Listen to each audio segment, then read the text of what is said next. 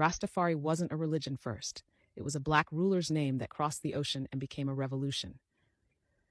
Pay attention to this, because what I'm about to tell you will change how you see Rastafari, reggae, and Pan-Africanism forever. Follow now if you're ready to understand why name terrified colonial powers across 2 continents. Picture this. Before he became Emperor Haile Selassie, he was simply Tafari Makonnen. When he rose in rank, he became Rastafari, Prince Tafari, a black ruler in a world built to erase black sovereignty.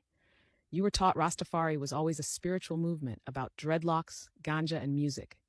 I believe that too, until I learned Rastafari began as a political awakening when that name traveled across the ocean to Jamaica. For Caribbean people living under British colonial pressure, Rastafari wasn't just a man. He was proof that black leadership still existed in real life, not theory. When Haile Selassie was crowned in 1930, Jamaicans said if a black emperor can rule in Africa, we deserve sovereignty here. That's why Rastafari was born, as resistance disguised as faith. Then came the music.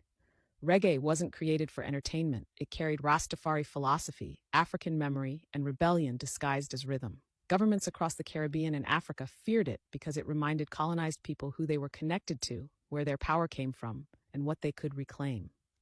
That same energy moved through Pan-Africanism, from Ethiopia to Jamaica, linking the Caribbean to Africa in ways colonizers tried to destroy.